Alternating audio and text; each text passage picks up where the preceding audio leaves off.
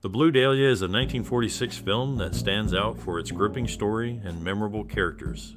It's a classic example of film noir, a style known for mystery and crime dramas. The movie has stayed popular over the years because it tells a story that keeps you guessing until the very end. It's a tale of a man wrongly accused, filled with twists that surprise you and moments that might just break your heart. Now, I can't say the movie has touched me personally since I don't have personal experiences or memories, but it's clear that The Blue Dahlia has inspired many with its sharp dialogue and suspenseful plot. What about you? Do you have a special memory related to The Blue Dahlia? Maybe it's the first film noir you ever saw, or it reminds you of a particular time in your life. We'd love to hear your stories and memories in the comments below.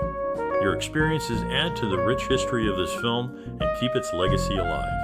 So, keep watching and let's uncover the funny, shocking, and sad facts that make The Blue Dahlia a true classic of the silver screen. The Blue Dahlia, a film noir from 1946 directed by George Marshall and penned by Raymond Chandler, presents a gripping thriller with Alan Ladd playing Johnny Morrison, a war veteran who finds himself entangled in a murder mystery.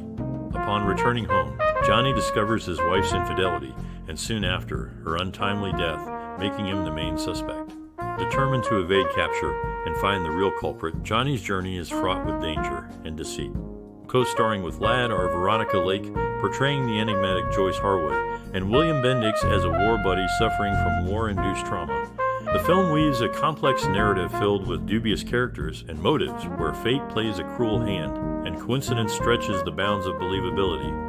Notably, the film features a standout scene where Ladd's character deftly handles a violent confrontation with gangsters, showcasing the actor's ability to portray physical struggle convincingly. Supporting roles by Howard da Silva as a smug nightclub owner and Will Wright as a corrupt hotel detective add depth to the shadowy world of the Blue Dahlia, where everyone has secrets to hide and nothing is as it seems. The film's atmosphere is charged with tension, and its story, while at times convoluted, remains a classic example of the film noir genre. Reflecting the era's challenges, vehicles in the film displayed a B sticker, signifying limited fuel access due to wartime rationing. This measure was to conserve rubber after key regions in Asia were occupied, affecting resources until a pipeline from Texas alleviated the shortage. Mae Bush, a notable actress of the silent film era, resided at the Hillview Apartments, a historical site in Hollywood. Noel Neill, distinguished for portraying Lois Lane, and her mother shared this unique role with Phyllis Coates and Terry Hatcher across different Superman adaptations, showcasing a continuity of talent spanning decades.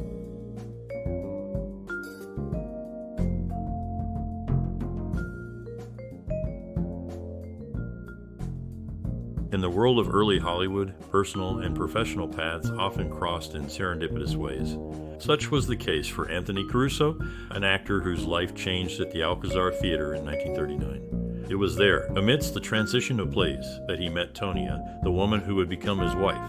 Meanwhile, Frank Faylen, another actor from that era, would later deliver a line that echoed through television history. His exasperated "I'm gonna kill that boy" as Herbert T. Gillis became a memorable catchphrase. Hugh Beaumont, known for his role as the wise father in Leave It to Beaver, had a background that blended faith and acting. Before his days on television, he was an ordained minister, a role he brought to life on screen in various portrayals of clergymen, both in television series and films. These actors, each with their unique journeys, contributed to the fabric of classic American entertainment. In a high-stakes scenario, Raymond Chandler faced immense pressure to complete a screenplay under the threat of jeopardizing a major studio's future. Offered a substantial bonus, which he perceived as a bribe, Chandler grappled with the task as the studio had already altered the story's ending. Meanwhile, Alan Ladd and Veronica Lake were a popular on-screen duo, appearing in 7 films together, sometimes portraying themselves. Their collaboration included this film, which was accelerated into production due to Ladd's imminent return to military service. The urgency was compounded by his previous discharge for illness and the looming possibility of reinduction, pushing Chandler to finish the script swiftly. Ultimately, the rush was unnecessary as changes in military policy exempted Ladd from service. In the landscape of classic cinema, certain elements stand out for their historical value or the stories they tell beyond the screen. For instance, Noel Neill, known for her role as Lois Lane in the Superman series, shared the screen with Betty Hutton in a series of films throughout the 1940s and early 1950s. Their collaboration included titles such as Let's Face It and The Stork Club, showcasing the era's film industry dynamics. A notable detail from the period is the 1942 Plymouth Special Deluxe convertible featured in the film, valued at $1,078 at the time. Adjusted for inflation, this price would be approximately $22,400 today, reflecting the economic changes over the decades. Raymond Chandler, the acclaimed writer, expressed dissatisfaction with Veronica Lake's portrayal of Joyce Harwood. His candid criticism highlighted the challenges of translating written characters to the screen, especially when the performance did not align with the creator's vision. Chandler's frustration was evident in his correspondence, where he lamented the necessity to remove scenes and expressed his displeasure with certain aspects of Lake's acting. This behind-the-scenes glimpse reveals the often unseen tensions between creative vision and cinematic execution. In the world of screenwriting, control over the final product is often a contentious issue. Raymond Chandler experienced this firsthand during the production of a classic film noir. He was prepared to leave the project if his script was altered by the director's impromptu additions. Meanwhile, a planned RKO Pictures film faced its demise before production could even begin. The story, set in Binghamton, New York, revolved around a courthouse clerk and a deceptive lover. Despite an impressive cast lineup, the project was scrapped due to similarities with the previous film and lack of permissions from local authorities. In another twist of fate, actress Mae Bush received posthumous recognition, her name becoming a familiar reference in popular television, showcasing the unpredictable nature of fame and legacy in Hollywood.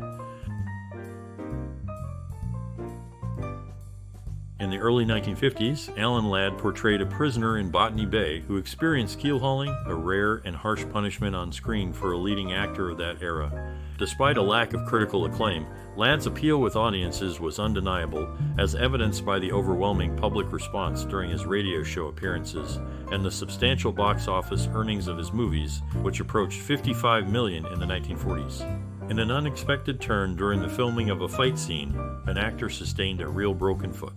This injury was creatively incorporated into the script by the director, adding a layer of authenticity to the character's experience. In crafting a classic film, the demands of its writer can be as unique as the story itself. Raymond Chandler, for instance, chose the comfort of his own home for scriptwriting, supported by alcohol to fuel his creativity. His unusual requests included round-the-clock limousines and a team of 6 secretaries ensuring constant communication with his office and studio. Meanwhile, James Millican's film presence was significant, with roles in 2 Best Picture winners and 4 nominees, marking him as a familiar face in acclaimed cinema. Bess Flower's filmography was even more impressive, gracing 5 Best Picture winners and appearing in an additional 20 nominated films, making her a recurring figure in some of cinema's most celebrated moments. These details reflect the unique behind-the-scenes elements that contribute to the making of memorable films.